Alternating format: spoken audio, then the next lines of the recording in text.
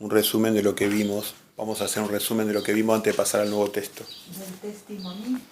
Claro. Ah, ok. Para que me olvide. Bueno, vos le pasaste las fotos a Y él, que después, ¿no? porque este estudio lo hicimos a instancia de una pregunta que hizo Elisa, entonces quisiera que antes de ahora Sí, vos empezamos habías con... preguntado que era un testimonio la vez pasada. Claro, y dio origen al estudio, pero considero que es muy importante clarificar qué es el testimonio. Entonces, primero le explicás, Lucía, a Elisa. No anotes, Elisa, tratá de entender. Y entonces después Elisa nos resume a nosotros No, y para... ahí el Lu te pasó, creo que en el foro pasó ahí la foto de todo lo que ella tomó nota y lo podés después anotar. Ah, ahí tenés las notas ya, Elisa. Claro, los anotó ella, lo podés anotar Claro. de ahí. Tan interesante Bueno, como Lu lo entonces, hizo. a ver, Lu, toda tu palabra. Bueno, el testimonio de Jesús está compuesto por distintas fases o planos, diríamos. No sé si no son fases porque no tienen un orden, pero por distintos planos.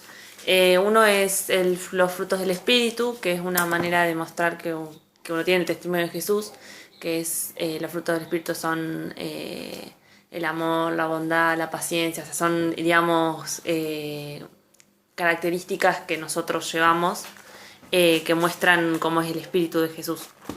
El segundo plano es el poder de Dios, que bueno, eso es hacer, digamos, milagros o señales poderosas. Ese poder, bueno, nosotros no estamos en el tiempo profético para tenerlo, pero bueno, sí. Estamos próximos, Claro. la vida tardía. Claro. El otro plano es bueno, es tener es lo que decía Jesús, creer en el Evangelio, arrepentirse, porque el reino de los cielos se había acercado. Este es uno de los testimonios de Jesús. Él iba predicando casa a casa y predicaba el arrepentimiento y decía que el reino se había acercado, bueno, que justamente era él. Y claro, él era Claro, el enviado. claro. El cuarto plano es... Perdóname, y ahí ya lo unimos con el espíritu de la profecía. El testimonio de Jesús era el espíritu de la profecía, Elisa. ¿Por qué? Porque decía, los profetas decían lo mismo que Jesús, arrepiéntanse. Los profetas, y entonces el mundo, ¿qué hacía? El mundo, en vez de arrepentirse, mataba a los profetas, porque no los quería escuchar más. Con lo cual negaban a Dios. El plan de Dios fue que los profetas llevaran al pueblo hacia el arrepentimiento, hacia sus leyes. Y que después, cuando viniera Jesús, les explicara que era el reino de Dios para los arrepentidos. Pero la cuestión fue peor todavía de lo que imaginábamos, porque mataron a los profetas, mataron a Jesús. Dios tuvo que tomar un plan, somos criaturas con libre albedrío. O sea, somos criaturas con libre albedrío, para el bien y para el mal. Entonces, se salió todo, digamos, lo que pasó fue lo peor que podría haber pasado. Mataron al propio Hijo de Dios. O sea, peor que eso, imposible. Entonces, sí, Bueno. seguí. Otra forma de ver el testimonio de Jesús es también que Jesús vino a dar luz sobre la ley de mandamientos de Moisés, cerrando, digamos, o haciendo un nuevo pacto que es la ley del Espíritu. Es la luz de Jesús sobre los mandamientos, sobre la ley de Moisés. Entonces ese puede ser otro testimonio. Después, otra parte del testimonio es Apocalipsis, que Apocalipsis es el testimonio final de Jesús, como cierre, digamos, de lo que es la palabra. Es importantísimo, Elisa, que leas el Apocalipsis para vos. Aunque entiendas muy poco, lo poco que entiendas, eso es vital. Porque ahí vos vas a tener el resumen de la moral de Dios, del ser y de hacer, del plano profético. Es como un gran resumen de todo. Está súper encriptado, es súper complejo, para que las mentes inconstantes no puedan perseverar, no puedan pasar a través de... Pero uno tiene que ser constante y tiene que perseverar en el Apocalipsis. Tiene bendición el Apocalipsis. Sobre todo en los últimos minutos proféticos que estamos ahora. Es muy importante entender el Apocalipsis. Después, otro punto que vimos es que Jesús no daba testimonio de sí mismo, sino que era el Padre y la palabra escrita la que daba testimonio de él. El Padre dio testimonio cuando decía, este es mi Hijo, el amado, a quien yo he aprobado. Claro. ¿Quién daba testimonio de Jesús? Su Padre. Y en segundo plano, las Escrituras, el Viejo Testamento, dio testimonio de Jesús. O sea, ¿quién daba testimonio de Jesús? Es analizar testimonio en todo su sentido, ¿no? ¿Quién dio testimonio de Jesús? ¿Cuál es el testimonio que dio Jesús? ¿Cuál es el testimonio de Jesús en nosotros? ¿Cómo damos nosotros testimonio de Jesús? Entonces la palabra testimonio es muy importante en la Biblia. Todos esos planos tiene que le está mostrando Lucía, ¿no? Y después Jesús da testimonio con las obras que hace Él. Las obras de milagro y una de las, digamos, la que haría como un resumen total de sus obras es, por ejemplo, la que habíamos dicho, que curaba ciegos, que eso no era solo en un plano físico, sino en un plano espiritual. O sea, él venía a curar a los ciegos que tenían la enfermedad y también a los ciegos que no veían cómo era buscar a Dios, cómo era la ley de Dios, cómo llegar a Dios, básicamente. El que oiga, oiga. El que escuche. El que tiene oídos, El que que tiene oiga. oídos, que oiga. O sea, está hablando de un plano no solamente físico, sino espiritual. Más vale espiritual. Así que era eso. Claro, él vino a dar vista a los ciegos. Lo hizo literalmente, pero Claro. fundamentalmente espiritualmente. Todos sus discípulos eran ciegos y él le dio vista. Todos los discípulos de él eran Claro, el ciegos. ejemplo es el de Pablo, que Pablo era ciego físicamente y ciego espiritualmente, entonces Jesús lo cura de los dos. O sea, en realidad Jesús cura su ceguera física y después también se da cuenta él espiritualmente de... La ceguera física en Pablo simbolizaba la ceguera espiritual que tenía. Claro. Tenía. Era el único apóstol que fue ciego en los dos sentidos, el más ciego de todos, digamos. El apóstol más ciego. Entonces, bueno, Jesús viene a dar luz y darle vista a los ciegos. Entonces, la persona que es poco espiritual va a ver eso como que él hacía los milagros de darle vista a la gente. Pero lo que quiere decir la Biblia profundamente es que venía a mostrar el camino de Dios. Entonces, en resumen, el testimonio de Jesús era creer en el Evangelio, arrepentirnos, y nosotros damos testimonio de él por medio de las obras que él nos pide que hagamos, que son predicar para la gente, para nosotros que ya conocemos, digamos, a Jesús, es predicar el arrepentimiento y volver a los caminos de Dios y que el reino de Dios está cerca. Para las personas que no lo conocen es creer en Jesús, creer en el Evangelio y empezar a arrepentirse. Para la gente como papá, por ejemplo, es hacer discípulos, enseñarle a las personas. Y bueno, nada, eso era para cerrar. Y bueno, ese es nosotros mostrando el testimonio de Jesús. También es mostrar... Perdón, otra vez. El testimonio de Jesús en nosotros es en los frutos del Espíritu y el Ahí poder. está, eso faltaba. Ahí está. Remarcar. Eso faltaba remarcar. El testimonio, o sea, de Jesús en nosotros son los frutos del Espíritu. Claro. Y te aseguro que en ese campo tenemos mucha área para dar frutos. Yo me considero un árbol con muy poco fruto. Tengo que tener mucho más fruto. Tengo fruto, no voy a ser ingrato, pero tengo fruto.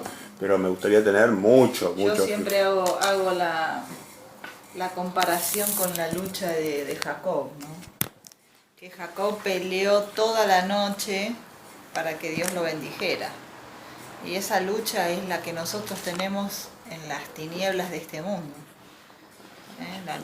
Este mundo es la noche, es la tiniebla. Estamos luchando todo el tiempo contra nosotros mismos para que Dios nos bendiga mediante su Espíritu, nos haga seguir creciendo, nos perdone, nos limpie, nos ayude.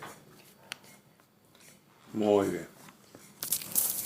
Bueno, o sea que la didáctica divina es una didáctica que abre múltiples planos de análisis. Dios se place de que el hombre, como tiene capacidades, Dios nos dio un cerebro estructurado dividido en dos partes. Hay una parte que es creativa que es espiritual, y hay una parte que es racional. Los dos cerebros, no hay un cerebro más grande. Cuando uno ve una autopsia de un ser humano, no hay una parte del cerebro que sea más grande que otra. Las dos partes gravitan, la parte espiritual y artística y la parte racional.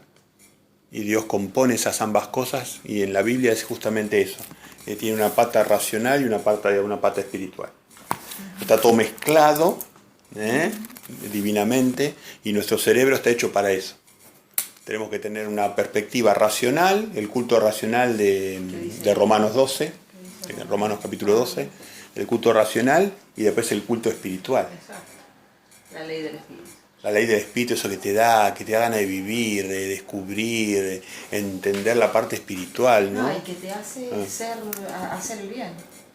Que te lleva a hacer el bien. Que es lo más hermoso. Claro, claro. Yo tengo una duda igual, pero nada que ver de esto. A ver. Otra duda, digamos. Vale. Para el testimonio, ¿quedó clara? Sí. Sí. ¿Sí? Muy bien, entonces es un avance. Vamos a la duda que sigue. El tema, bueno, no sé si lo vamos a ver hoy o si no. No importa, pero si No, el No tema, queda para o sea, el tema del sábado, ponele. El tema del sábado, el sábado. o sea, yo, o sea, creo, digamos, en eso, obviamente te lo dice la Biblia en todos lados, eso del mandamiento del sábado. Pero, o sea, ponele, no entiendo por qué el sábado empieza un viernes. O sea, ¿en dónde dice en la Biblia que el viernes a la noche ya es sábado? O sea, no entiendo eso. Ah, ok.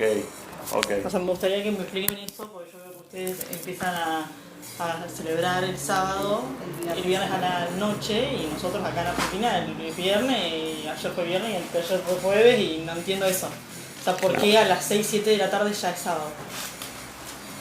Sí, eso tiene que ver Sí, con... lo vemos, prepárenlo, lo vemos otro día, yo no sé, yo Sí, capaz es más sí. complicado. No es complicado, no, es súper fácil.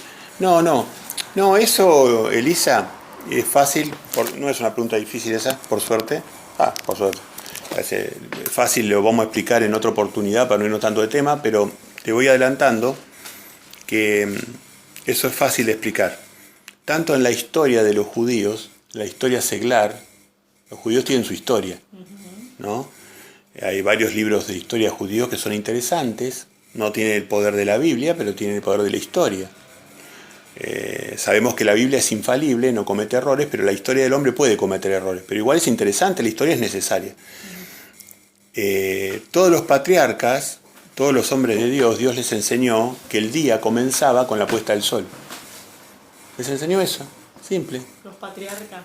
Sí, los patriarcas, los amigos de Dios, los que estaban en la antigüedad. Hay una época que el mundo estaba, digamos, representado por Dios a través de los patriarcas. Todos esos patriarcas, sí. Entonces los patriarcas, por ejemplo, Job. Job es interesante la vida del patriarca Job. La vida del patriarca Abraham. Porque, o sea, la Biblia no especifica cuándo es que termina un día y cuándo arranca un día. Eso Sí, más vale. Lo vamos a buscar, sí. Si te interesa eso, lo buscamos. Pero a su vez también en la historia de los judíos está también inscripto que los días para Dios comenzaban en la puesta del sol. O sea, porque la gente no tenía relojes. Entonces siempre Dios tiene un calendario que son los astros. Hoy hablábamos de lo que son el tiempo cronológico, que es un invento del hombre, el cronos, que es esto. El cronos. El cronos, y después estaba el kairos. Hoy expliqué eso, no sé por qué. Bueno, el cronos es el tiempo que inventó el hombre. Una convención. Es como, por ejemplo, el segundo se toma a partir de la vibración del cuarzo. La referencia de qué es un segundo, este intervalo de tiempo, es la frecuencia de vibración del cuarzo y de otros minerales que vibran en la misma frecuencia, ¿no? Eso es el cronos, es un invento del hombre. Podría haber tomado otro material que vibre con otra frecuencia y que se defina otro segundo que pueda durar 3 segundos, ¿me entendés? El hombre definió, eso no lo definió Dios, definió que una frecuencia determinada es un segundo. Pero eso de los días también no fue en función del clima, del tiempo, del sol, de las lunas y todo eso. O sea, esto... que en la creación, por ejemplo... El reloj de Dios es un reloj de los astros. Entonces, ¿Dios qué dice? Dios te dice, por ejemplo, ¿cuándo comienza el año? Comienza el año cuando vos tenés el punto más distante, ¿cómo se llama eso? El equinoccio. Equinoccio. El equinoccio, vos tenés el equinoccio de primavera, el equinoccio de primavera. Cuando vos se da el equinoccio de primavera, quiere decir que el Sol está con respecto a la Tierra en su posición más cercana, entonces eso se mide astronómicamente, el equinoccio. Ahí Dios dice, cuando vos tengas una luna que sea nueva y tengas el equinoccio de primavera, Comienza el año. ahí comienza mi reloj, comienza un año. Usó los astros para definir el año. Y en los equinoccios vos tenés la misma cantidad de horas de día que de noche. Tenés 12 horas de luz y 12 horas de noche. Entonces el hombre lo puede medir eso, lo puede medir, ¿entendés? Puede medir y darse cuenta cuándo es el equinoccio. Podés saber. Pero siempre ha habido, entre los propios hebreos, había astrónomos que conocían las señales de los cielos. Esos eran sacerdotes astrónomos. Bueno, entonces el sacerdote astrónomo medía y sabía cuándo era el equinoccio. Entonces el tipo decía, tenemos el equinoccio, ahora vamos a esperar la próxima luna nueva y Dios nos dijo que ahí empieza el año. Cada luna nueva comenzaba. Y eso se llama condición Aviv. Primero de Aviv es el primer día del calendario de Jehová, el primero de Aviv. El reloj de él empieza ahí, en el primero de Aviv. Entonces ahora Dios les enseñó otra cosa, les dijo, miren, tienen que ver otra cosa, porque yo tengo años de 13 meses, de 13 lunas. Entonces ustedes ahora tienen que agregar otro dato más, tienen que ver cuándo la cebada está madura. Entonces tienen que ver el equinoccio, tienen que ver la luna nueva y tienen que ver que la cebada esté madura. Entonces, si todas esas tres cosas coinciden, el número 3, la Tierra es la tercera piedra desde el Sol. 3 es un número santo. Si las tres cosas coinciden, Comenzó el año. ahora ustedes tienen mi cronómetro sincronizado con el de ustedes. Pongan su cronos con el mío. ¿Entendés, Elisa? Bueno. Y entonces Con Dios... respecto al día que ella decía, Claro. ya en la creación, cuando Dios creó los días, decía primer día, segundo día, Él dice, por ejemplo, ¿no? Fue la tarde y la mañana un día. ¿Por qué dice la tarde y la mañana? Porque a la tarde comenzaba el día, continuaba por la noche y la mañana, y a la tarde volvía a pensar de vuelta. Una tarde y una mañana, una tarde y una mañana, daba la vuelta, y hubo un día, un tercero, Claro, segundo, es como que a las tercero. 6 ponele, ¿no? Se pone el sol, tenés la tarde y después empieza la mañana. Empieza la mañana, que es da la luz de madrugada. vuelta y da la vuelta. La mañana y después otra ¿Entendés? tarde.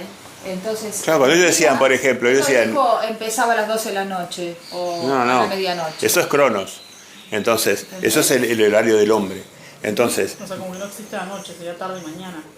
Para él la luz, el día te da la luz, te la da la luz, entonces a la tarde caía, ya comenzaba otro día. A la mañana. O sea, la luz, noche es como... La luz siempre fue, la noche No es sé, niebla no, para ellos Dios. hablan de madrugada. te voy a explicar mañana, otra cosa de la madrugada. cultura de los hebreos. No sé si Te voy a explicar otra cosa. Las personas se regían por los astros. Dios, ese era el propósito que tenían. Los astros estaban para que el hombre no tuviera esa presión que tenemos nosotros del cronómetro. Entonces las personas decían, bueno, cuando pase la luna tal, nos vamos a encontrar en la séptima luna de este año. Entonces la gente se reunía ahí en la séptima luna, todos sabían que se tenían que reunir en la séptima luna. Después decían, la gente se guiaba por el sol, la gente trabajaba, se despertaba cuando había luz. Las ventanas no tenían persianas. Entonces las personas se levantaban cuando había luz, se despertaban naturalmente. Eso hace un efecto psicológico impresionante sobre el ser humano. Entonces, la persona se levantaba con la luz, se despertaba solito, y a la noche se oscurecía, se iba a dormir cuando se oscurecía. Entonces Dios le regulaba el ciclo del sueño. Para él el día empezaba cuando se acostaba. El nuevo día empezaba cuando se acostaba, a la noche. El nuevo día, el día había terminado. Se terminó un día. Terminó con la luz. Entonces me toqué a dormir. La tarde, Se terminó el día. Se terminó el día. Pero ¿por qué en invierno hay más noche, ponele, y en verano hay más día? Porque es una En cuestión invierno a las 6 ya está de noche. Eso es por la inclinación de la Tierra con respecto al Sol. Exacto. Es la inclinación de la Tierra con respecto al Por eso Sol. tenemos las estaciones nosotros. Dios quiso esa variación y vaya a ser porque la quiere. La sabiduría es imposible de saber. Pero Él le dio una inclinación al eje de la Tierra con respecto al Sol. Y eso logra que los días tengan distintas duraciones y que haya equinoccios, si no, no habría equinoccios. Entonces, ahora, en la Biblia y en la historia de los judíos, los días se terminaban, digamos así, cuando oscurecía, en la puesta del sol. Cuando oscurecía, los días se terminaban. Y la persona, se terminó el día, me voy a dormir. Dormía, en la mañana empezaba un nuevo día. Entonces, de esa manera él regulaba el ritmo de los nuevos días. El astro de cuando se ocultaba en la atmósfera el sol, la persona decía, se terminó el día. Se acabó mi día. Siempre está relacionado Tengo con que ir del campo, salir, irme a mi casa, estar con mi familia, cenar, lo que sea, y me voy a dormir. Ya está, se acabó el día. Y ya estoy en un nuevo día. Entonces, la convención de Dios es por los astros. Todo es por los astros, hija. No hay forma de fijar el tiempo si no es por los astros.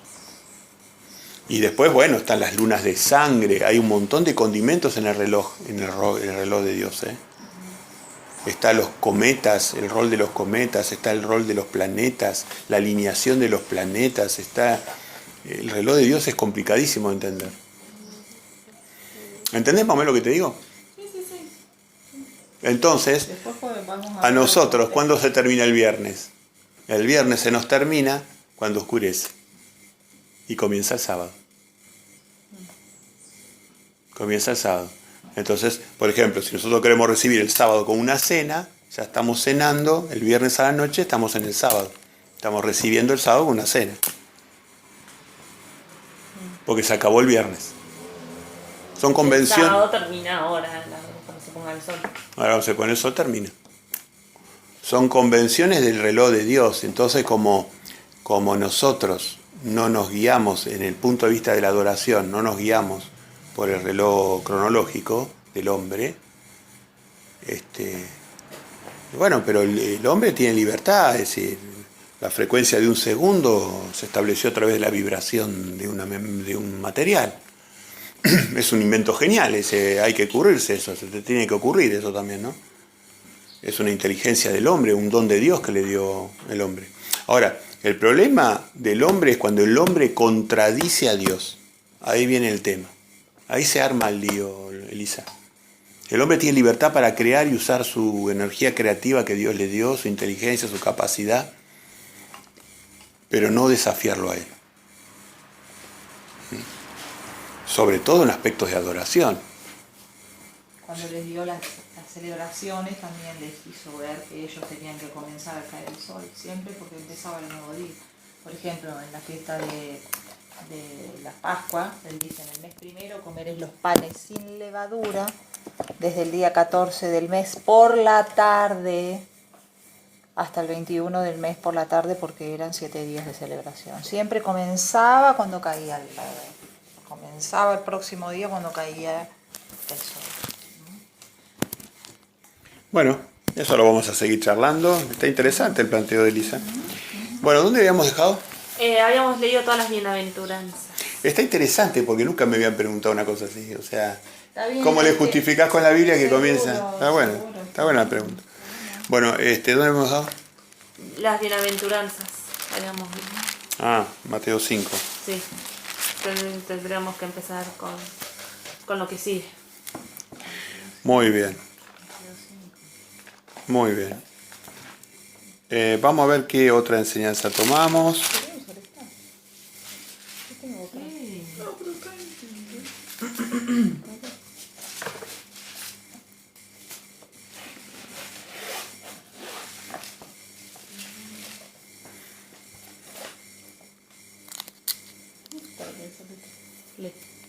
Bueno, Mateo 5, 1159 de la página.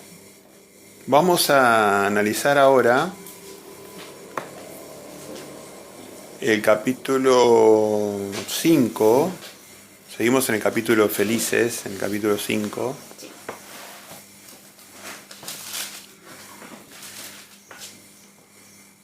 Y capítulo 5 vamos a analizar del versículo 27 al 37. Es fácil, mira.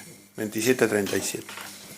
10 versículos. Vamos a analizar. Por lo menos vamos a tratar de analizar eso. Le pedimos a Ángel, por favor, que nos lea del 27 al 30. Oísteis que fue dicho,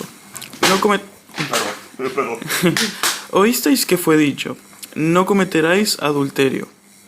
Pero yo os digo que cualquiera que mira a una mujer para codiciarla, ya adulteró con ella en su corazón. Por tanto, si tu ojo derecho te es ocasión de caer, sácalo y échalo de ti, pues mejor te es que se pierda uno de tus miembros y no que todo tu cuerpo sea echado al infierno. Y si tu mano derecha te es ocasión de caer, córtala y échala de ti, pues mejor te es que se pierda uno de tus miembros y no que todo tu cuerpo sea echado al infierno. Muy bien. ¿Qué está diciendo el Hijo de Dios acá? Elisa, ¿qué te parece? ¿Qué está diciendo el Hijo de Dios acá?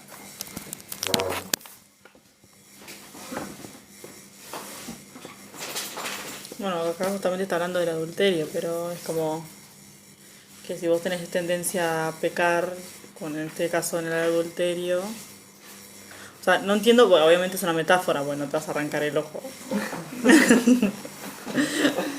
O no te vas a cortar la mano.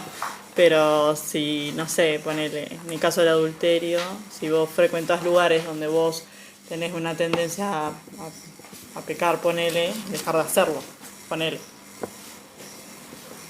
Ajá. Ponele. A ver, ¿qué entendés vos, Ángel, de todo esto? ¿Qué reflexionás de esto?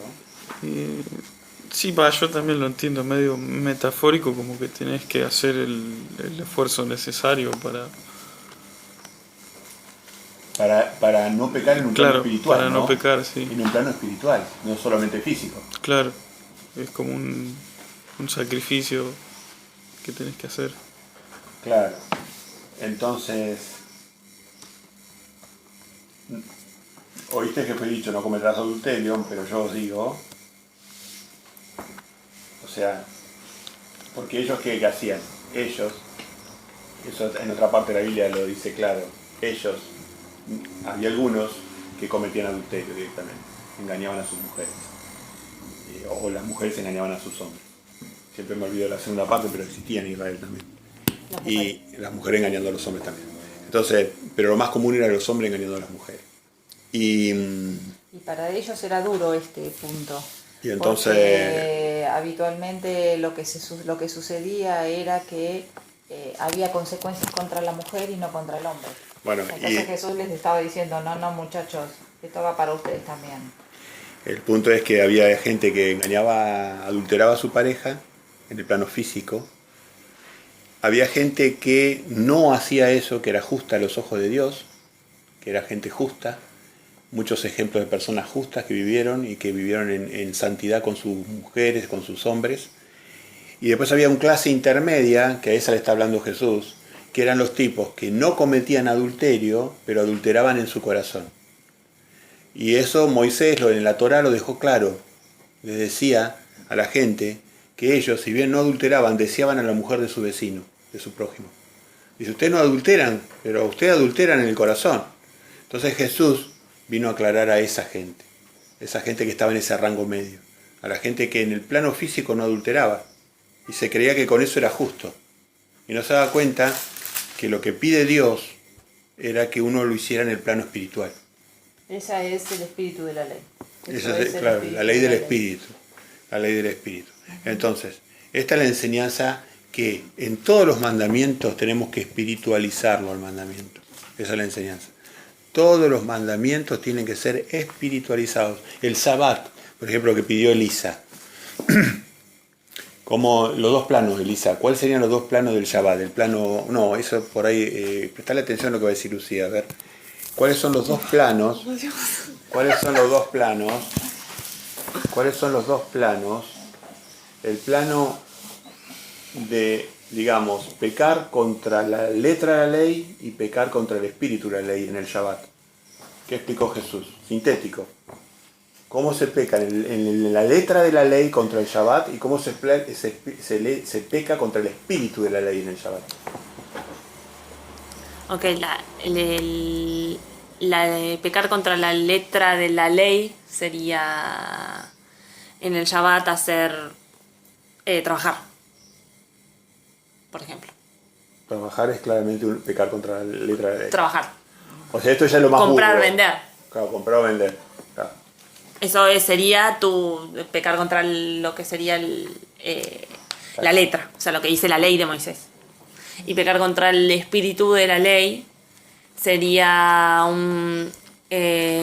tomar un día, o sea, por más que vos no trabajes, es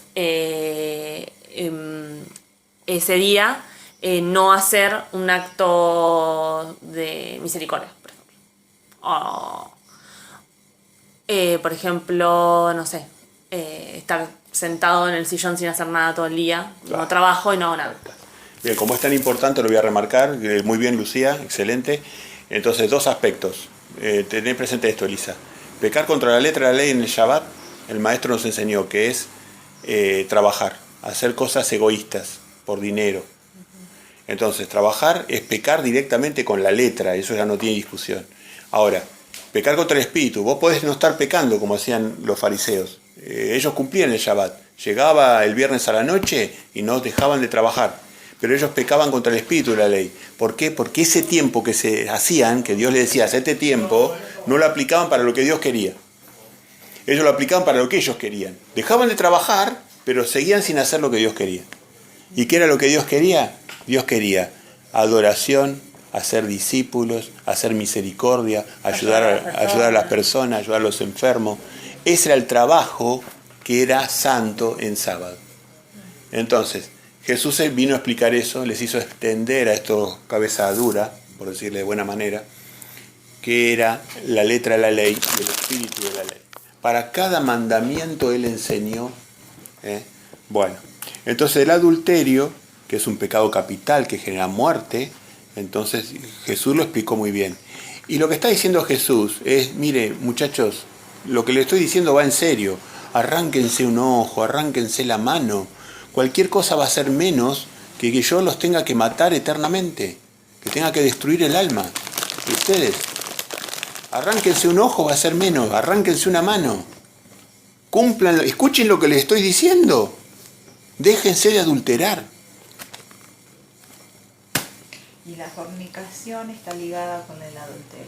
Entonces, para. No expandamos más. No. Quiero llegar al punto de que aprendan algo. Entonces, todos los mandamientos tienen dos planos, un plano de la letra y un plano del espíritu. Entonces, cada mandamiento hay que entenderlo así. Todos los mandamientos hay que buscar lo que Yeshua iluminó y nos enseñó de la ley del espíritu. Nosotros no andamos por letra. Si yo anduviera por letra el Shabbat ahora, no estaría estudiando la palabra de Dios. Estaría tirado en mi cama mirando videos. O estaría comiéndome un asadito, no sé. ¿Me entendés? Entonces, Pero no es un día de descanso, de familia. Sí, Bueno, pero esto es el espíritu. el espíritu. Es el espíritu. Vos estás acá tranquilo, en familia, estás estudiando de Dios, adorándolo. Te compraste tiempo. Dejaste hacer tus cosas y le diste importancia a Dios. Y lo más maravilloso, que después Dios te garantiza que ese tiempo que vos dejaste de producir, Dios te resarce por eso. Hay un compromiso divino a resarcir ese tiempo. Y yo doy fe que en mi vida, de una forma milagrosa e increíble, se dio de esa manera. Dios me resarció. Cuando yo pensé que me iba a quedar sin trabajo, todo por el contrario, me fue mejor que nunca. Bueno, eso es un milagro de mi vida, pero es un testimonio mío. Me sirve solo a mí eso. Pero el punto es que los mandamientos tienen un plano de la letra y un plano del espíritu. Bien, vamos ahora al Jesús y el divorcio. Lo lee Cristina, por favor, 31 y 32, para dejar claro el punto de vista del Hijo de Dios, de nuestro Padre. Vamos. También fue dicho, cualquiera que repudie a su mujer, dele carta de divorcio. Pero yo os digo que el que repudia a su mujer, a no ser por causa de fornicación, hace que ella adultere. Y el que se casa con la repudiada comete adulterio. Muy bien, esto hay que aprenderlo de joven, chicos. Yo no entiendo. Hay cosas ¿Eh? ¿Puedo hacer preguntas? Claro, vos también tenés alguna consulta. Pregunten. No, me mareé, no entendí. No importa, despacito, estamos para eso. A ver, Estamos estudiando. El primero dice, también fue dicho, cualquiera que repudie a su mujer, dele carta de divorcio. O sea que en la ley, ¿qué significa repudiar? Que no estaba de acuerdo, que no la quería. El hombre, Encontraba cosas que no le gustaba. el hombre, en la ley de Moisés, Jehová les dijo que cuando ellos repudiaban a una mujer, tenían que darle carta de divorcio, hacerlo formalmente. Tenían que informar a la sociedad que ellos rechazaban a esa mujer. Ok. Rechazaban a esa mujer. El punto es que no lo hacían espiritualmente, lo hacían legalistamente. Ahora, qué sé yo, de repente la mujer no le gustó porque, no sé, porque la mujer roncaba, entonces no le gustaba porque se dio cuenta que cuando la llevaron a la tienda de ellos, a su hogar, la mujer ahora roncaba, ¿entendés? Entonces, como no tenía previsto eso el hombre, ya no le gustó a la mujer, dijo, ay, no, me equivoqué, esta no es la mujer que yo quiero. Entonces ahora la repudiaban, le daban carta de repudio y se la sacaban. Yo esto lo he hablado con judíos personalmente el tema, ¿eh? No te podría hablar un día de todo este tema, pero no puedo hablar un día.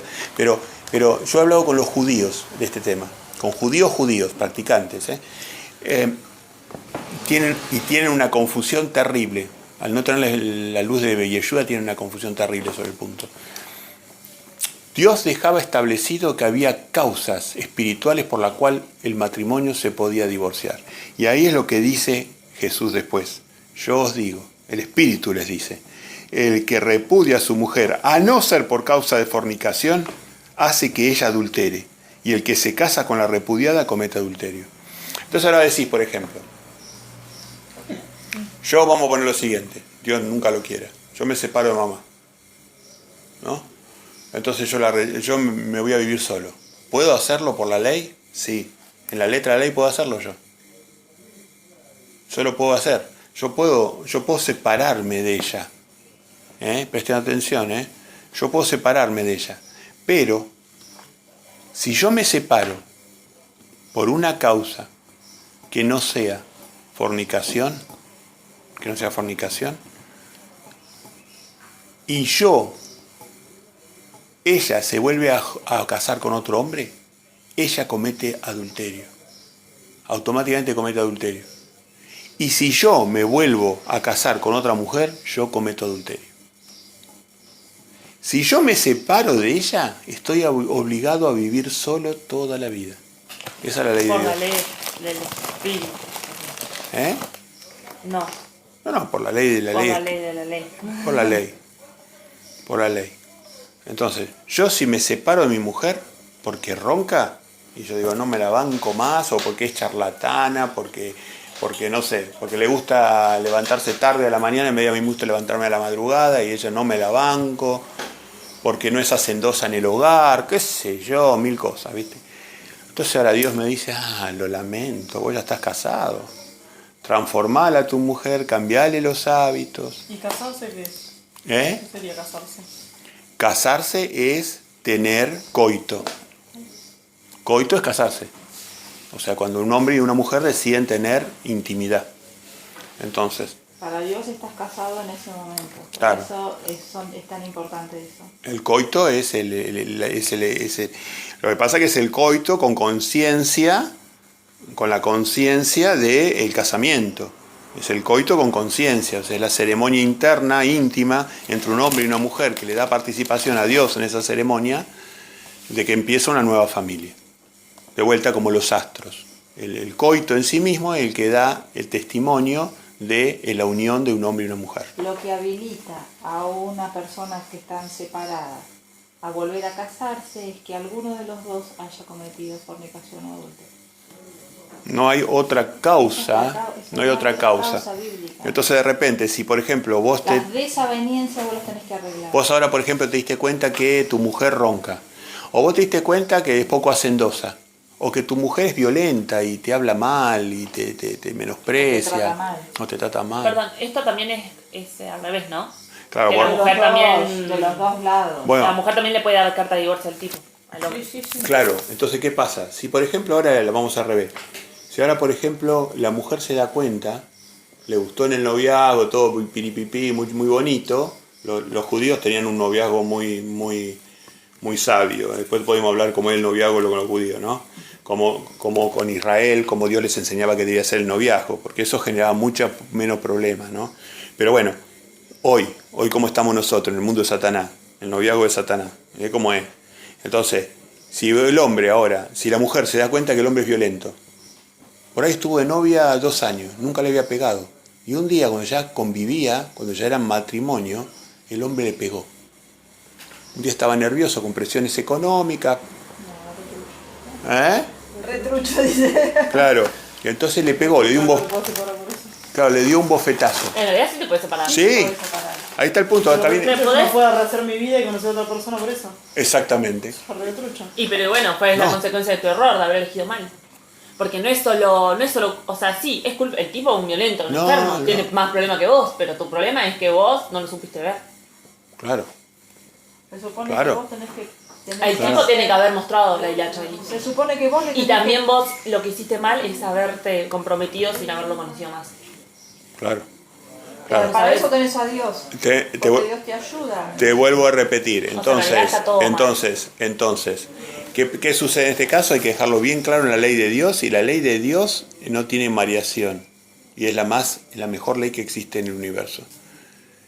Si un hombre ahora le empieza a pegar a una mujer, la mujer tiene el derecho de separarse de ese hombre, pero no de volverse a casar. Lo que ella tiene que hacer es tratar de que su hombre reformule su comportamiento, ver el arrepentimiento real del hombre. ¿Eh? Bueno, eso sería en la letra de la ley, claro, la letra de la ley. Claro, que adultera así queda libre. Claro, ese O es sea, que el tipo adultera, bueno.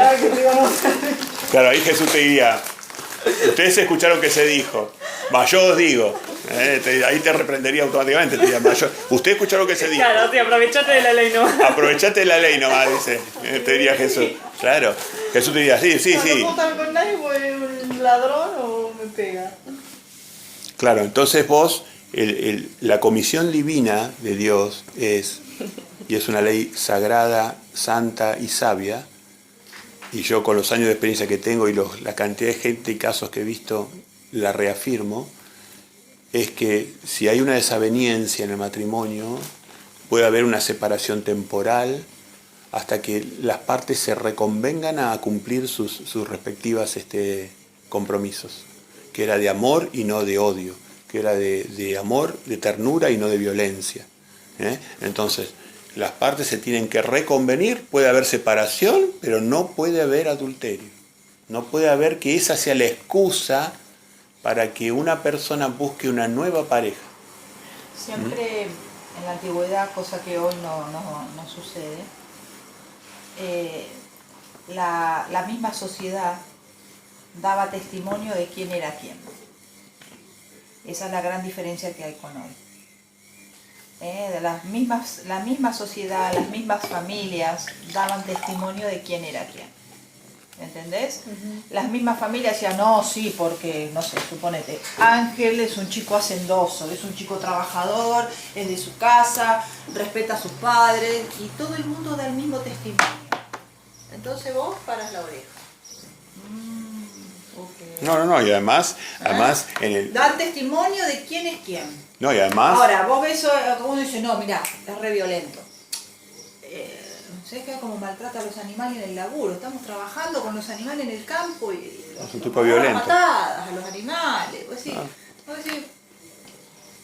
Vos suponte lo siguiente, vos suponte que una... Estos son testimonios de la gente. Y antes en los patriarcados, las familias eran más pequeños, los pueblos se conocían, la gente se conocía. Entonces, si vos te metías con alguien que tenía reputación de ser medio violento, venía la familia y te decía, mirá Elisa, a esta persona se la conoce, fíjate, no maltrata, Perdóname, Cris, vamos. Y vos seguís adelante.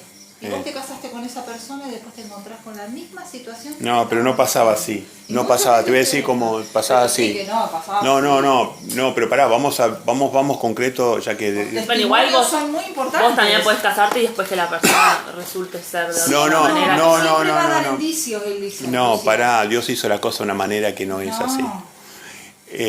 El punto que no están viendo acá es, falta un punto, Cristina, y presta atención a lo que te voy a decir. El padre decidía finalmente quién era el novio de la hija. Sí, bueno, pero había una reputación en el medio. Siempre el padre sabía perfectamente quién era. Perdóname. No te burles, Elisa. No, pero peor es la situación. No te burles. Estás burlando de Dios, ¿eh?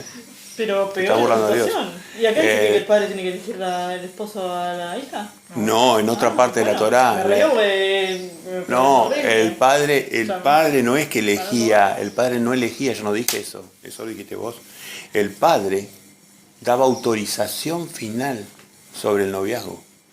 El padre terminaba aprobando la propuesta de la hija, porque lo que explicaba mamá recién, porque por ejemplo el padre iba a ver cosas.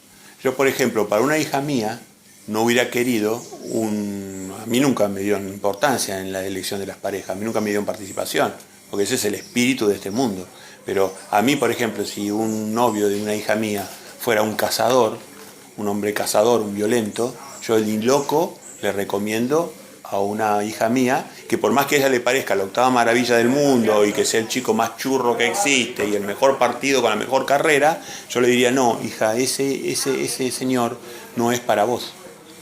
Y yo no te bendigo en esta relación. Y si vos podés decir, bueno, yo no le hago caso a papá, yo me las sé todas, y después vos podés cosechar o no, puede ser que lo reformes al tipo y le tenga amor a los animales, medio raro, sería un caso muy, muy raro, o no, o que vos empezaras a cosechar esa violencia hacia vos, y ahora como castigo a tu desobediencia vas a tener que soportar a un hombre violento, o vas a tener que soportar una vida separada de un hombre sin poder rehacer tu familia. Hasta tanto ese hombre no rehaga su familia.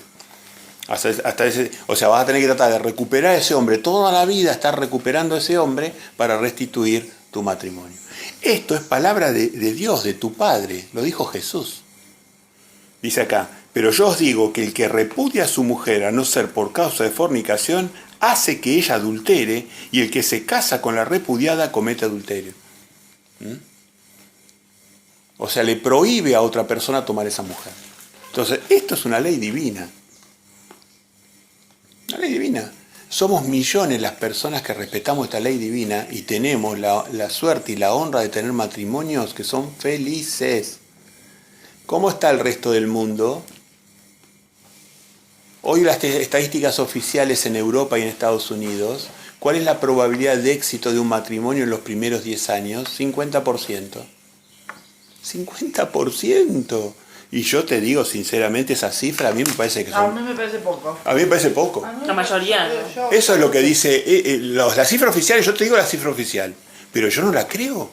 Yo sé que la cifra oficial que yo veo en mi cabeza es 80%, no es 50%. Pero bueno, ya asumiendo la cifra oficial. La cifra oficial. Entonces, ¿para qué se casan directamente? Sí, la mayoría. Ni se casen. Cada vez la vara se agranda más. Cada vez, no, porque si no me trata con esto, ya no me gusta, me voy con otro. No, porque si no gana un sueldo de tanto, lo he escuchado, si no gana un sueldo de tanto por año, yo ya no lo quiero. Porque si no se cuida físicamente y está engordando, qué sé yo, ya, listo, me gusta otro que sea flaco. Lo que pasa que bueno, es como que va por el lado de también que, o sea, el mundo hoy es muy egoísta, como yo soy yo y me preservo yo, y si la persona de al lado, no sé, o sea, es imposible, nunca va a ser así. siempre va a haber un disenso con la otra persona y siempre va a ser distinto y siempre va a hacerte bien, pero también va a ser cosas que te hagan mal. Bueno, y la otra vez es como tener que aprender a llevarlo. la otra vez una persona me preguntaba, si por ejemplo me preguntaba un consejo, que si porque su persona tenía una enfermedad, si era conveniente que él siguiera y se uniera a una persona que estaba enferma o que tenía una debilidad. Yo le digo, ¿cómo vas a decir eso? Eso es transparente, le digo. Dios no te da autorización de romper una pareja por el hecho de que la persona se haya enfermado. Todo por el contrario, tenés que apoyarla. Entonces, está todo el mundo cambiado, ¿entendés? La cabeza está cambiada. Entonces, ustedes ven lo bueno por malo y lo malo por bueno. Están equivocadas. Tienen que volver a la palabra de Dios y entender las razones de Dios. Dios dice, vos luchás por tu pareja. Si hay que separarse, bueno, porque puede haber un motivo. Una persona violenta. Le pasó a Rita, por ejemplo, que se tuvo que separar. El otro día en la calle, una chiquita. Los nombres, por lo tanto. Sí, yo no dije nombre. Perdón. El otro día, en la calle, una señorita nos hizo esa consulta. Porque como nos ve predicadores, cree que nosotros tenemos respuesta a todas las preguntas. Y no es cierto eso. Pero bueno, uno trata de ayudar con la Biblia. Y entonces una pregunta me preguntaba, dice, yo tengo a mi marido, que tengo un problema con mi marido, ya no lo soporto más, entonces me alejé de mi marido y ahora conocí un nuevo muchacho que le conté yo, que era un tipo que había conocido. Y entonces nos preguntaba medio como opinión a nosotros, ¿viste? Y yo digo, pero esta no conoce la ley de Dios, no conoce nada, porque ella decía que iba a la iglesia y todo. No conoce la ley de Dios, tenés que conocer la ley de Dios, no puedes hacer eso. No puedes cansarte de tu marido y decirlo, ahora lo reemplazo. ¿Y sabes por qué lo estaba reemplazando? Por un tipo que estaba preso en la cárcel. Imagínate Satanás cómo la complica más. O sea que después que salga con esa pareja. Claro, vos decís, mira, bueno, entonces. Y los nenitos, pobrecitos, yo veía el nenito, me miraba a mí como imagen paterna, el nenito me saludaba, me quería traer hacia él, el nenito. Y entonces, los nenitos van a sufrir. No solamente la conducta abandónica de la madre sobre el padre original, sino que van a sufrir los problemas conductuales que trae el preso ese que está allá. Que vaya a saber qué cosas aprendió en la cárcel, ¿no? Y por qué está en la cárcel. O sea, por eso es tan importante, como dice papá, que conozcamos qué es lo que Dios piensa, lo que Dios ve acerca de la pareja y del matrimonio. Personas, arrepiéntanse, vuelvan al camino de Dios. Aprendan a aceptar la palabra de Dios y no a cuestionarla. Acá está hablando el que te creó, el Hijo de Dios. Acá está hablando Él, no se puede discutir esto. Todo el mundo va a la destrucción per se, no por Dios, per se, por seguir los consejos de Satanás. Satanás dice, ay, sí, te maltrata, chao, déjalo, búscate otro. Sí, ay, no, está gordo, está enfermo, déjalo. No, uno tiene que lidiar, como mamá tiene que lidiar conmigo para mejorarme y yo como mamá, y así vamos llevando. Ella lidia con mis defectos, yo lidio con lo de ella. Y tenemos una familia feliz, una pareja feliz. Hace casi 40 años que estamos juntos y somos felices, siempre fuimos felices. ¿Por qué? Porque respetamos, nosotros somos los tontos que respetan la ley de Dios. Y tenemos cientos de miles de testimonios de personas que hacen lo mismo que nosotros y son felices. Y los otros que supuestamente son los vivos, no son felices. No son felices. Analícenlo por ustedes mismos. Bueno, Jesús y el divorcio. No gusta escuchar esto, pero lo tienen que escuchar. Vamos a Jesús y los juramentos. Ahora seguimos leyendo. ¿Quién le tocaba leer? Lucecita me parece que era, ¿no? Adelante.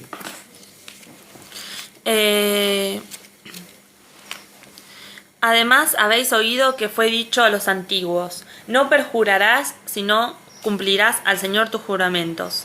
Pero yo os digo, no juréis en ninguna manera, ni por el cielo, porque es el trono de Dios, ni por la tierra, porque es el estrado de sus pies, ni por Jerusalén, porque es la ciudad del gran rey. Ni por tu cabeza jurarás, porque no puedes hacer blanco o negro un solo cabello. Pero sea vuestro hablar, sí, sí, no, no, porque lo que es más de esto, del mal procede. Muy bien. Entonces acá esto no le vamos a dar mucha vuelta porque Es bien claro. es algo que que los judíos tenían un problema, habían degenerado el rol del juramento y lo habían usado para cualquier cosa, lo usaban el juramento.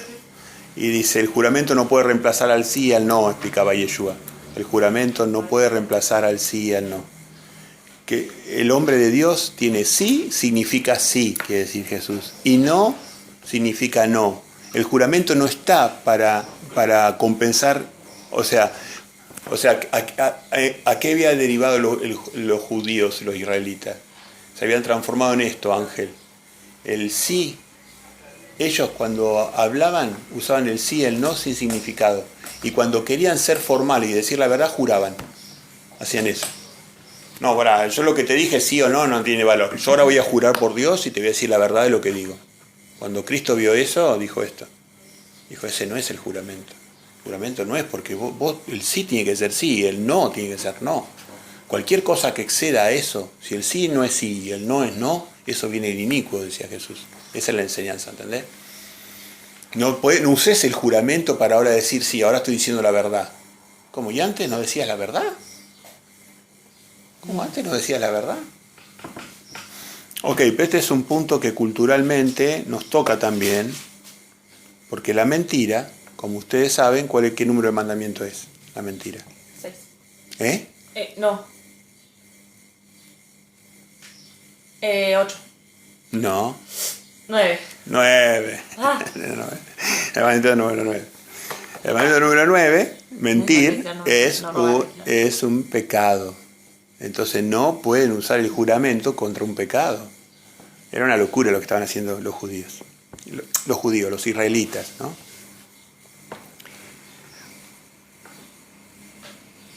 Muy bien.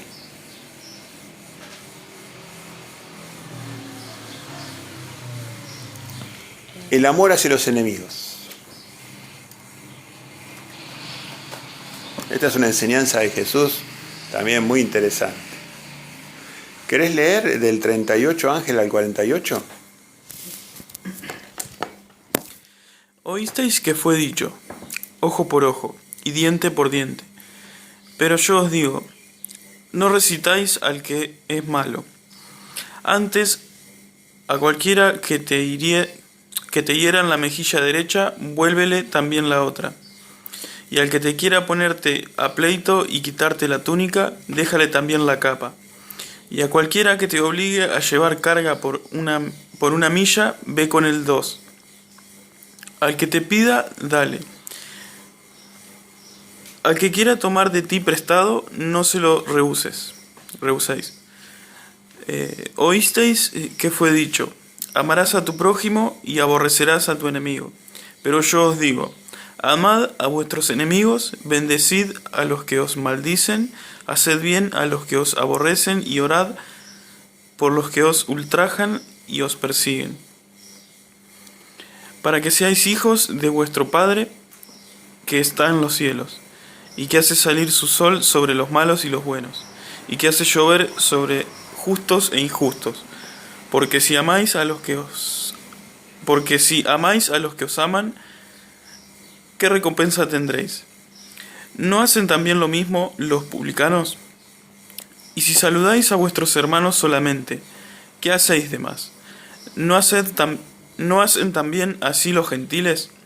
Sed pues vosotros perfectos, como vuestro Padre que está en los cielos es perfecto. Gracias. Muy bien. Acá aparece la palabra perfecto, revelando mucho del tema, ¿no? Porque Jesús le dijo al joven rico, si quieres vivir, guarda los mandamientos. Entonces, o sea, lo que quiere decir es, si quieres vivir, guarda los mandamientos, o sea, guarda la ley, los mandamientos de la ley, la letra de la ley. Pero si quieres ser perfecto, ven y sígueme y yo te voy a enseñar a ser perfecto. Entonces acá está hablando de los perfectos. ¿Cómo son los perfectos para Dios? Los justos, el justo es, escuchame. O me robaste, ahora me resarcís. Eso es ser justo, ¿entendés? La justicia es una balanza. Vos me hiciste daño por, no sé, $1000, me tenés que dar $1000 hasta que la balanza eso es justicia. Pero si vos querés ser perfecto, por eso le dijo al joven rico, le dijo, más si tú quieres ser perfecto, le dijo, si quieres vivir, guarda los mandamientos, sé justo. Aunque sea, parate en la justicia de Dios, porque si no, no. Ahora, si quieres ser perfecto es otra cosa, dijo. Y entonces acá, él vuelve a mencionar la palabra perfecto. ¿Cuál es la actitud, Elisa, que te parece que está enseñando el maestro, el gran maestro, nuestro padre, acá? ¿Qué enseña el gran maestro acá? ¿Qué está enseñando? Tienes que amar al prójimo por más que sean enemigos. Que no hay que hacer mal por mal. Si ellos no están haciendo mal, no hay que devolverlo con lo mismo. Muy bien. No solamente no hay que hacerle mal, sino que hay que hacerle bien. Claro. Por eso él dice, no resistáis al que es malo, antes a cualquiera que te hiera en la mejilla derecha, vuélvele también la otra. Lo que te está queriendo decir es que si alguien te hace daño, no te vengues, no le devuelvas mal por mal, sino que seguí haciendo el bien. Eso es lo que te está diciendo. Muy bien, así que este punto es lindo.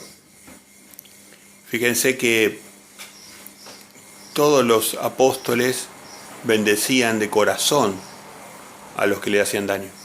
Los bendecían. Los bendecían. Es evidente que el Espíritu de Jesús hace un trabajo sobre uno que lo cambia a uno totalmente. Sí, porque uno en otra época, cuando alguien te hacía daño, vos alimentabas odio, te querías vengar. Y bueno, ahí te lo defenestro. Hay un cambio de emociones drástico. Cuando vos... Un cambio de actitud, o sea, a 180 grados distintos. Sí, hay un cambio de emoción. Cuando vos ahora una persona te hace daño, vos ahora le sentís pena por esa persona. Es muy distinto a sentirle odio. Satanás enseñó el odio.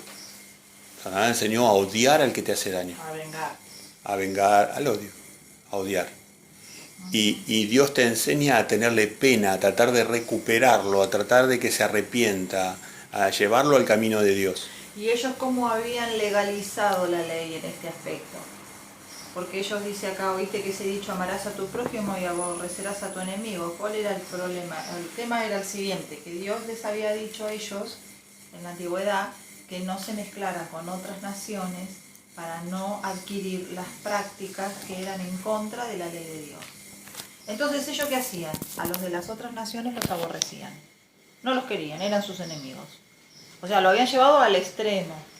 Sí, de vuelta, seguían la letra y no entendían el espíritu. No entendían el espíritu. Claro, no entendían O el lo que espíritu. tenías que hacer era no mezclarte. ¿En qué sentido? En el sentido de que vos adquieras o adoptes esas prácticas. Bueno, Pero... yo puedo dar fe que, por ejemplo, yo he pasado en mi vida en las dos etapas. La etapa de que yo no dejaba pasar una y el tipo que me hacía algo la pagaba. Yo nunca le trataba de no hacerle daño a los demás, pero cuando a mí me hacían daño, se metían conmigo. Como yo era una persona que tenía cierto poder social, yo usaba ese poder para vengarme y hacer daño a otra persona, ¿no? Era lo común en el mundo donde yo me movía y bastante que nosotros éramos buenos y no le hacíamos daño a los demás. Pero cuando nos hacían daño a nosotros, hay gente que no solamente se venga, sino que le hace daño a los demás, ¿no? Yo estaba en un punto intermedio. Cuando aprendí la enseñanza de Yeshua y alguna que otra vez la apliqué, me di cuenta del poder terrible que tiene. La persona que está esperando que vos le hagas daño, cuando ve que vos le vas a hacer un bien, queda totalmente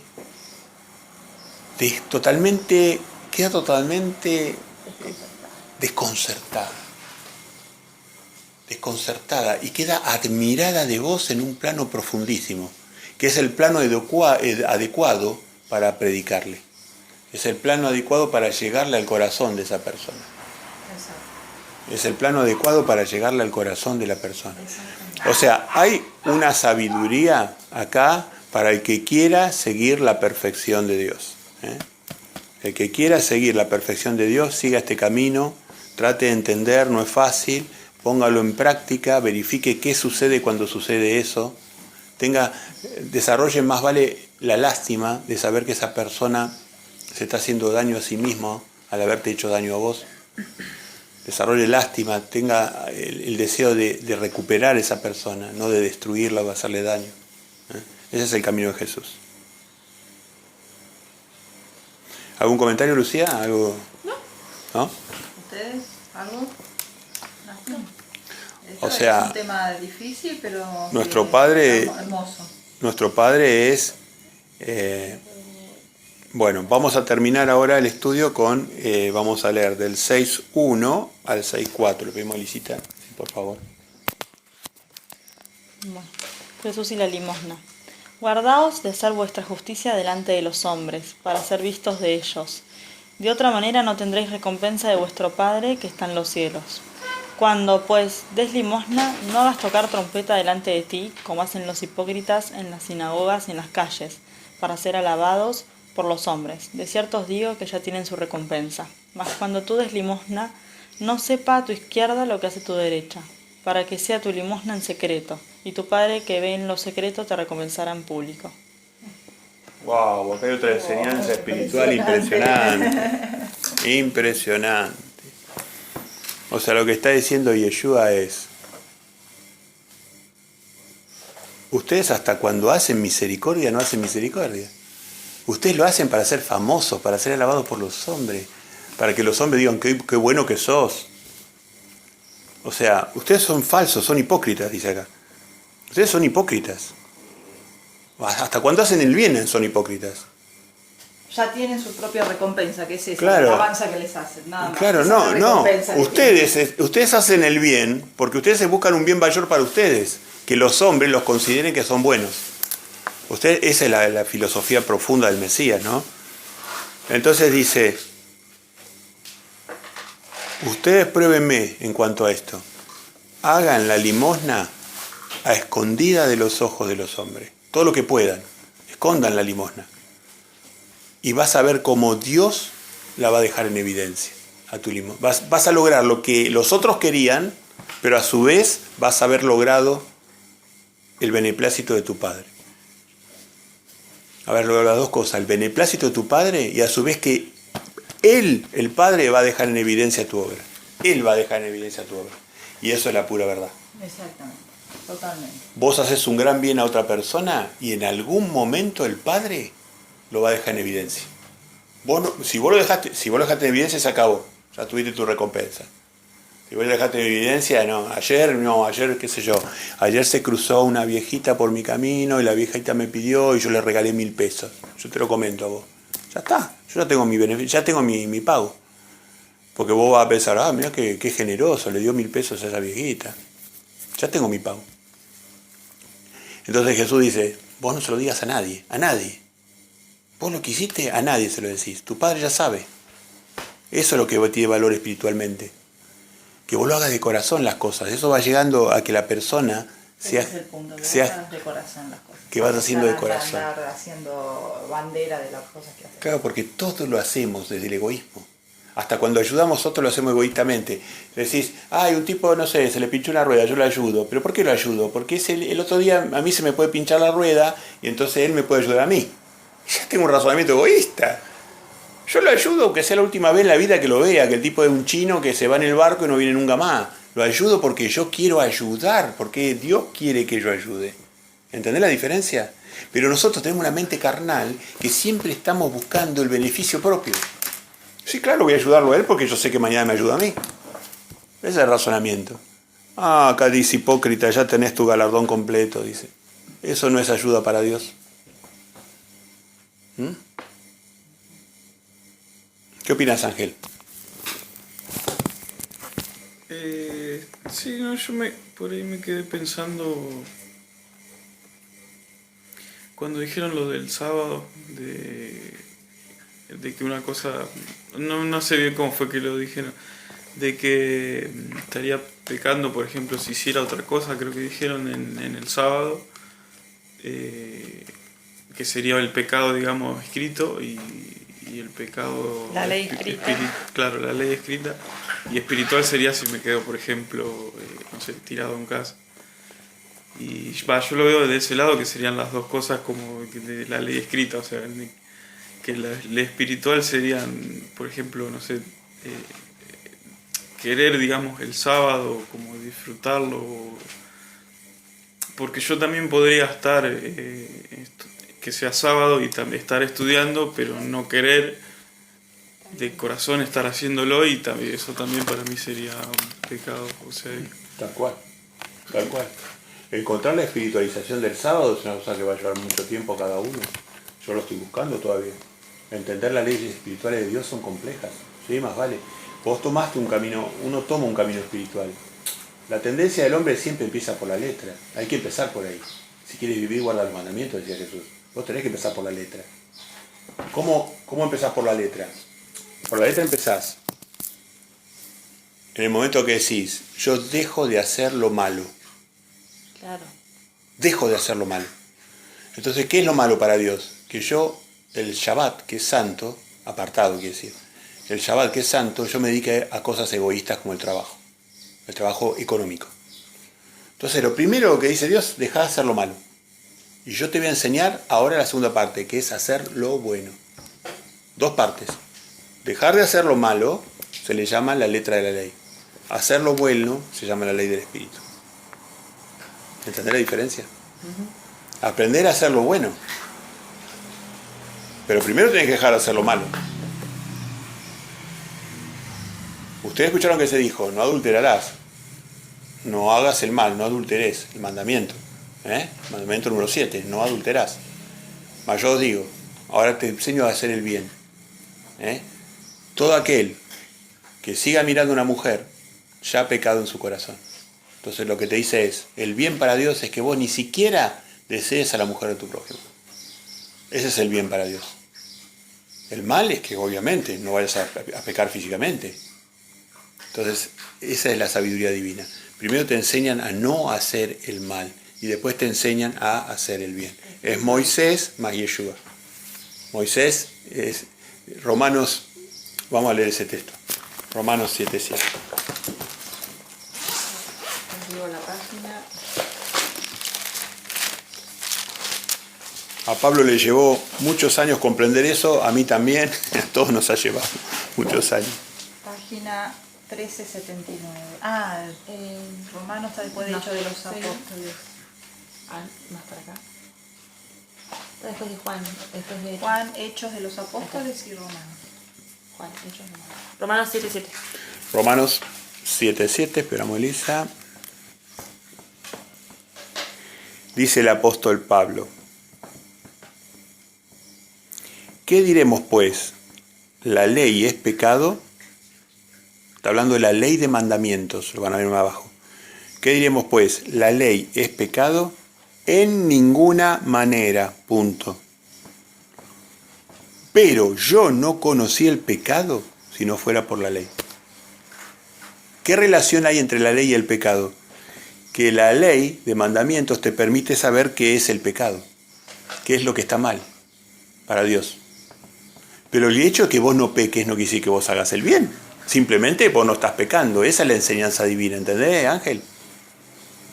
sí, también más a lo que yo iba es que por ahí vos también podés hacer el bien, pero es como un cambio más profundo, veo yo, como en tu interior, no solo, digamos, en hechos, sino en lo que vos querés interiormente. Es Claro, espiritual. Está en el plano de los deseos. claro, si no sé cómo explicarlo. Sí, el plano profundo de los deseos. Tal vez te pueda ayudar. Eso se llama, hay una metáfora bíblica que te va a ayudar. Jesús decía, el profeta Jeremías también lo decía, a través de Jesús, decía, bajar la ley de la cabeza al corazón. Espiritualizar la ley, llevarla al corazón. Es una metáfora que usaban en la Biblia. Hay personas que tenían la ley en la cabeza. Pero decían, no, eso no, eso no, Ese es eso el no. nuevo pacto, poner la ley en tu corazón. Ese es el nuevo pacto. Es un nuevo pacto que hace. Ese es el nuevo pacto. Es un nuevo pacto que hace Yeshua. Exacto, poner Pero es la algo ley que en nuestro corazón. toda la vida lo hicieron los hombres de Dios. Sí. Toda la vida. No es nada nuevo para los hombres de Dios. Ajá. Pero el nuevo pacto que hace Jesús es la ley en el corazón. Exacto, Pero, volviendo al punto. Entonces, como dice Ángel, tiene razón. O sea, es algo en el plano en el plano de los deseos. O sea, bajar lo bueno, la ley, al plano de los deseos. No solamente pensar y hacer correctamente, sino desear lo correcto. Desear lo correcto. Cuando Esteban decía que no le imputaran el pecado, que lo estaban matando a piedras, él lo decía desde el corazón. No decía porque le convenía. Lo decía desde el corazón.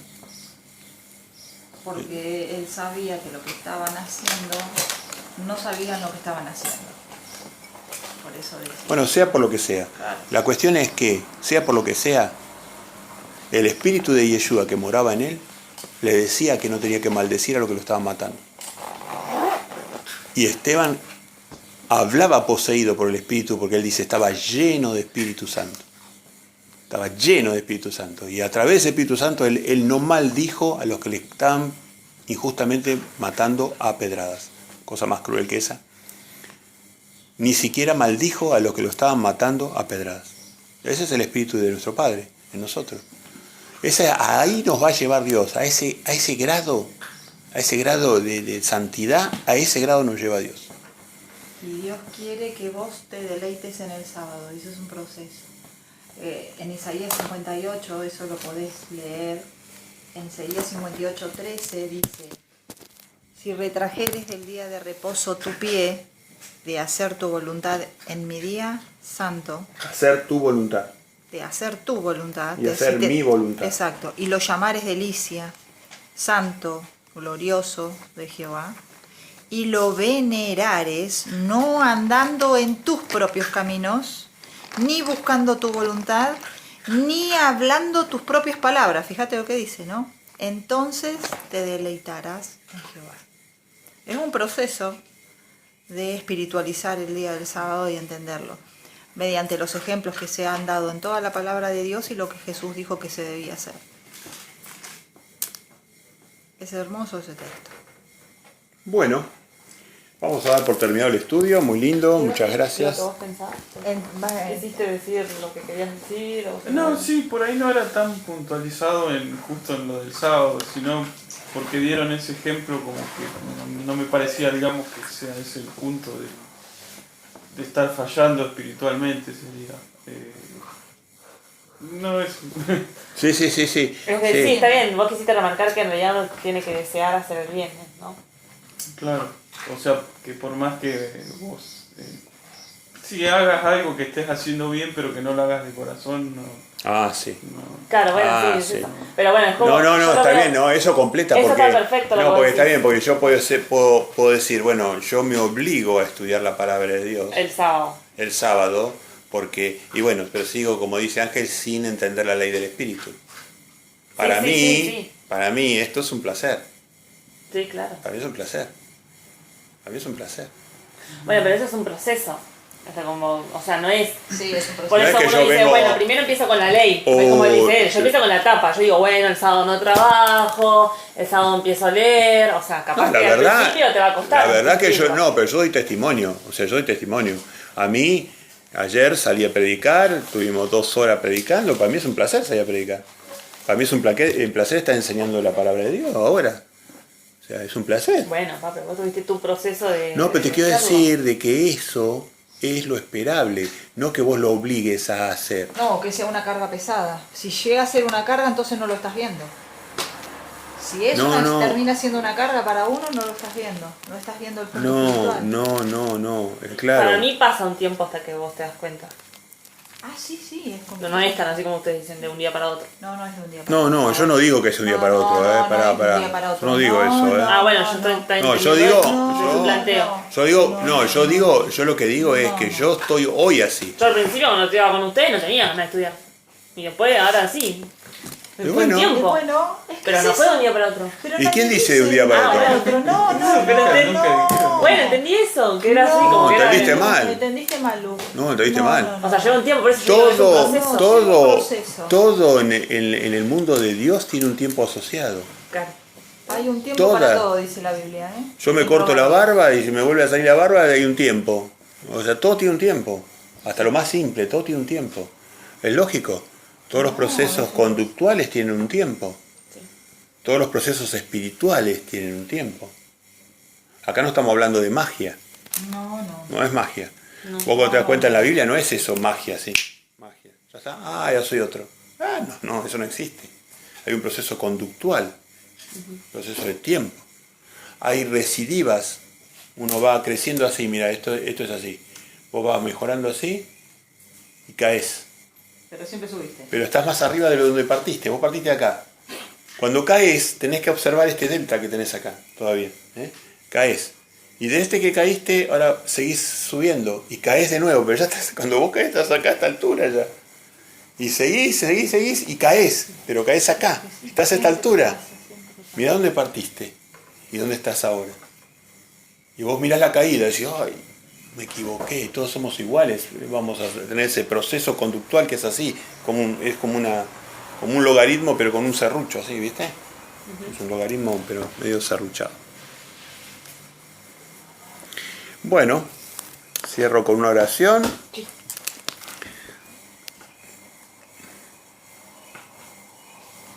Padre nuestro, gracias por tu palabra. Gracias, Padre, por llevar a las personas más jóvenes tu palabra. Esperemos que estas semillas germinen, que sean de ayuda para su vida, que tengan confianza en tu palabra, que confíen ciegamente en tu palabra. Es lo único que se puede confiar ciegamente en la vida. No hay otra cosa en la cual se pueda confiar ciegamente. Tienen que confiar ciegamente, tener fe, eso se llama tener fe. Fe en tu palabra no se equivoca. Cada cosa que nos dijiste se cumplió como tú la dijiste, las expectativas fueron ciertas, todo lo que nos enseñaste fue cierto, aunque el mundo nos hace ver como difuso, difícil de entender tus verdades, las tergiversa, las confunde. Nosotros confiamos en tu verdad y nos hemos beneficiado en ese sentido, Padre, tu sabiduría. Así que pedimos disculpas por nuestras fallas que todavía tenemos y son muchas. Seguimos creciendo, seguimos tratando de reflejar el espíritu de tu Hijo, el que te da complacencia, tu Hijo el que te da complacencia. Y bueno, y nosotros queremos darte complacencia también.